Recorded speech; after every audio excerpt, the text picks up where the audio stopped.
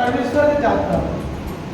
কারণ দেখো পরমেশ্বর আমরা অনেক দিক থেকে, কেউ ইউটিউব থেকে, কেউ ফেসবুক থেকে, বিভিন্ন দিক থেকে আমরা কিন্তু পরমেশ্বরের কাছে এসেছি, কিন্তু বিষয় আমাদের একটা জানতে হবে, পরমেশ্বরের কাছে যতজন সন্তান আসে প্রত্যেকটা সন্তানকে ধৈর্যের সঙ্গে, বিশ্বাসের সঙ্গে পরমেশ্বরের সঙ্গে যুক্ত থাকতে হবে। এটা কি প্রত্যেকজন তৈরি আছে?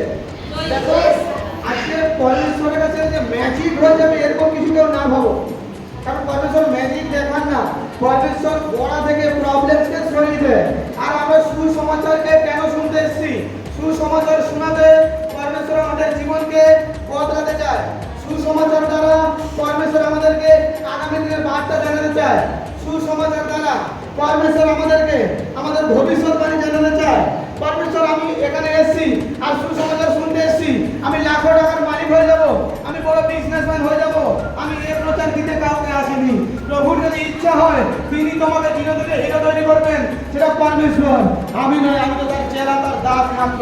আমি তো তার বার্তা তোমাদের কাছে বলতে এসেছি, যে তার বার্তাকে তোমরা যদি শুনতে থাকো, তার বচনকে যদি তোমরা শুনতে থাকো, তোমাদের জীবনকে তোমরা লাভ করতে থাকবে। তোমাদের যে ভুলগুলো আছে সেগুলোকে তোমরা দেখবে যে ভুল সঠিকে পরিণত হয়ে যাচ্ছে। পরমেশ্বর তোমাদের প্রত্যেক জনের সেই জীবনকে বদলে দিতে চায়। আমেন। কিছু ম্যাজিক দ্বারা নয়। বাইবেল কতজনের কাছে আছে? বাইবেল যার কাছে বাইবেল নেই, কাউন্টারে গিয়ে বাইবেল কেন? কারণ বাইবেল না যদি তুমি পড়তে থাকো পরমেশ্বরকে কোনো মতে জানতে পারবে না। ততটুকু জানতে পারবে যতটুকু আমি তোমাদের জানাচ্ছি, বা তোমরা কোনো স্মার্টফোন দিয়ে জানতে চেষ্টা করো। কিন্তু বাইবেল পড়লে তুমি অবিকল পরমেশ্বরকে জেনে যাবে যে আমার পরমেশ্বর তোমার জন্য কি চায়। আমরা অনেক দিক থেকে অনেক অর্থ অনেক খরচা করে থাকি, কিন্তু পরমেশ্বরের শাস্ত্র কেনার জন্য কি ওটা না ভাবো কি আমার কাছ থেকে টাকাটা যাচ্ছে। যেমন তুমি শাস্ত্র কিনতেছো এখান থেকে, দেখো এই শাস্ত্র আমরা ফ্রিতে পাইনি, আমাদের কিনে নিয়ে আসতে হচ্ছে। তাই শাস্ত্রকে কিনে নিয়ে তুমি যাও, আর ওই একটা শাস্ত্র তোমার জীবনকে বদলাতে পারে।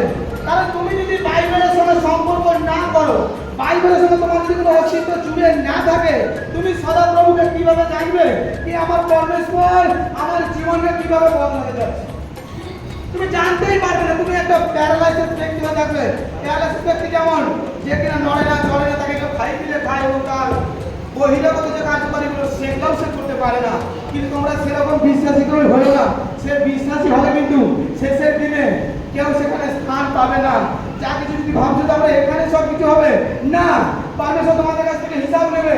পরমেশ্বর তোমাদেরকে বলবে কি আমি কি শাস্ত্রে এই কথা বলিনি? রেমা বচন আছে। রেমা বচন কেউ কি জানে? হঠাৎ করে দর্শনে কবিতা আমি তোমাদেরকে বাক্য দেবে, অমুক পদের অমুক বচন খুলে দেখ যে বচন তোর জন্য।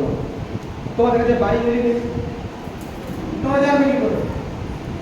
পরমেশ্বরের প্রেজেন্সকে আগে নেওয়ার চেষ্টা করো, প্রভুকে আগে জানার চেষ্টা করো। তোমার মধ্যে যদি আজ আমি যদি আমার বাড়িতে কোনো বৃক্ষ ফলের না লাগাই, সে বৃক্ষর ফল আমি কিন্তু পাচ্ছি না, আমাকে বাজার থেকে অতিরিক্ত দাম দিয়ে সংগ্রহ করে কিনে আনতে হচ্ছে। আমি তাই চাই না তোমরা কেউ প্যারালাইসিস ব্যক্তি হয়ে থাকো।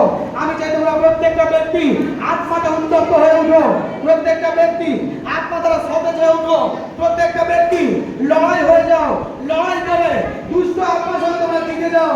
দেখো আজ যদি তোমাদের বাইবেলের সঙ্গে সম্পর্ক না থাকে, তোমরা কোনো রকম ভাবে সঠিক বিশ্বাসী হতে পারো না। কারণ বাইবেল ব্যতীত তোমরা ঈশ্বরের কাছে যেতে পারবে না।